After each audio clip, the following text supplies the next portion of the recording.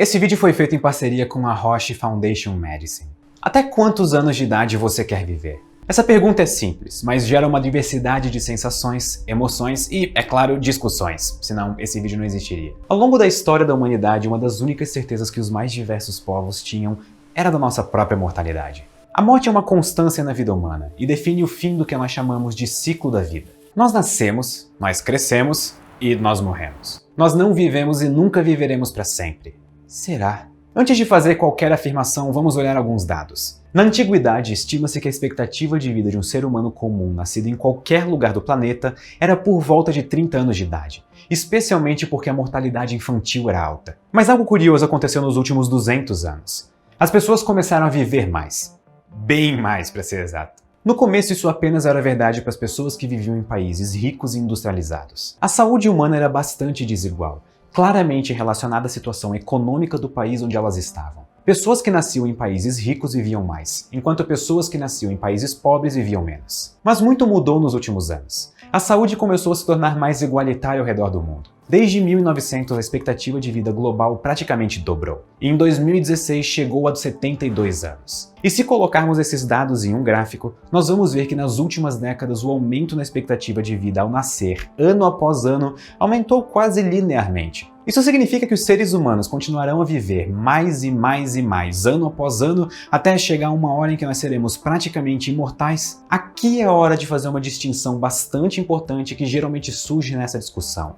A diferença entre imortalidade e amortalidade. Nós estamos bastante acostumados com o conceito de imortalidade. Historicamente, várias das figuras mitológicas e religiosas tinham essa qualidade. Era impossível de matar elas. Não importa o que acontecesse, elas continuariam vivas. O conceito de morte simplesmente não se aplicava a esses seres, que, até por causa disso, muitas vezes recebiam um status de deuses. Mas nós vivemos na vida real, e o conceito de imortalidade não faz muito sentido aqui. Vamos supor que algum ser humano se torne imortal, e vamos supor também que ele seja jogado no vácuo do espaço sem roupa. Ele continuaria vivo indefinidamente, mesmo sem oxigênio? Isso contraria todas as nossas noções e conhecimentos de biologia. Mas agora imagine um outro caso, em que nós temos um ser humano adulto vivendo em uma sociedade em que todas as doenças são curáveis e todas as condições clínicas são tratáveis, inclusive o próprio processo de envelhecimento. Esse ser humano não morreria de doenças que hoje matam, e ele não envelheceria até o ponto de seu próprio corpo não ser mais capaz de propiciar as condições ideais para continuar vivo.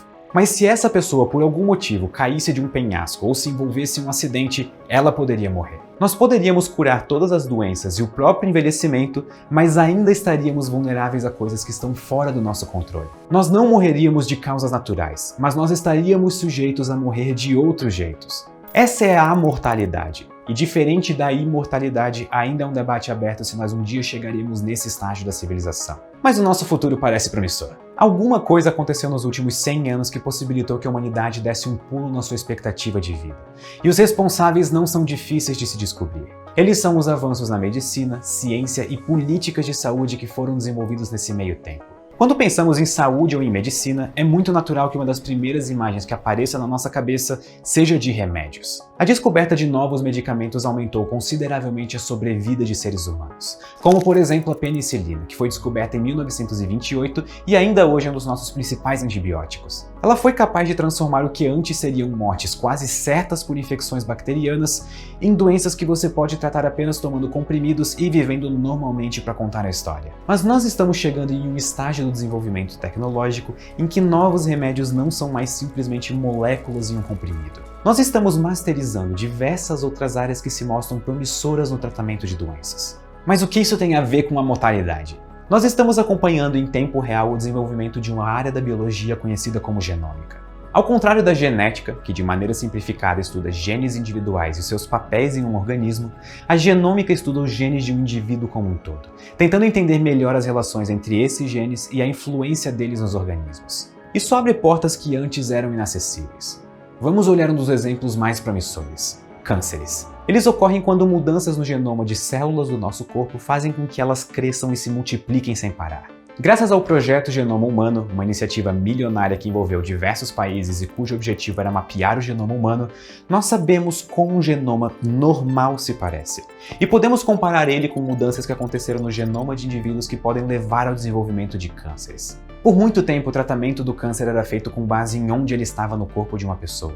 Mas hoje nós sabemos que alguns tipos diferentes de câncer acontecem por causa de mutações em um mesmo grupo de genes. Isso significa que mais e mais nós estamos tratando cânceres pelo exato tipo de mutação, e não mais pela localização. Isso leva a tratamentos mais eficientes e contribui para que seres humanos como um todo vivam mais. Nós podemos chegar em um ponto em que pessoas não morram mais de câncer. Mas até esse ponto da discussão, vocês podem ter se perguntado uma coisa extremamente válida. Quem exatamente se beneficia de todas as tecnologias e avanços que foram feitos nos últimos anos e serão feitos nos próximos? Resumindo, é geralmente nesse ponto da discussão que as pessoas começam a se perguntar se não serão apenas as pessoas mais ricas, que têm dinheiro para pagar essas novas tecnologias, que seriam beneficiadas. E antes de mais nada, eu preciso dizer que esse é um pensamento extremamente válido. Em um primeiro momento, toda nova tecnologia passa por um período em que ela é extremamente cara e inacessível. Mapear o genoma humano foi um projeto que custou milhões de dólares na época. Ele levou anos e envolveu alguns dos melhores cientistas que a humanidade tinha disponível.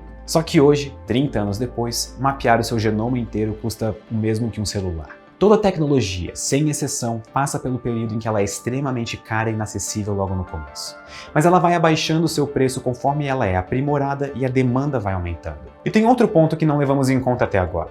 Os sistemas de saúde governamentais vão aos poucos se adaptando para essas novas tecnologias, justamente porque é mais barato prevenir e descobrir doenças antes de elas se manifestarem do que o próprio tratamento. Se nós estamos pensando em aumentar ainda mais a expectativa de vida das pessoas e sonhamos com um futuro em que doenças não causem mais a morte de pessoas, nós temos que nos aliar a tecnologias. Um relógio inteligente comum atualmente consegue medir alguns dados de saúde do usuário ao longo do dia, como os batimentos cardíacos, movimentação e saturação de oxigênio no sangue. E se, com os avanços da genômica e a tecnologia de sensores e processadores nos próximos anos, o seu relógio conseguir relacionar todos esses dados com o seu genoma e avisar você que uma mutação que pode causar algum câncer aconteceu em uma das suas células? Isso possibilitaria que você começasse um tratamento ou prevenção antes mesmo de o câncer começar a causar problemas para o seu corpo. A chave para a mortalidade em seres humanos, se nós sonhamos tanto com ela, parece estar em uma mistura entre prevenção, detecção e tratamento. Imaginem se todo ser humano nascido a partir de hoje tivesse o seu genoma devidamente analisado,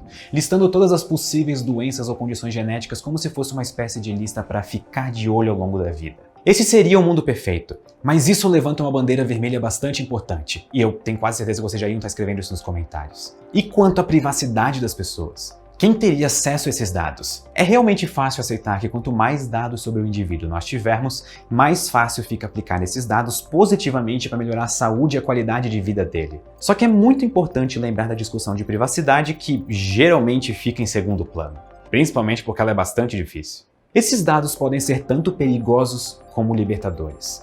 A diferença fica em quem terá acesso a esses dados. É por isso que todos eles devem ser anonimizados. Os seus dados de saúde são seus e somente seus.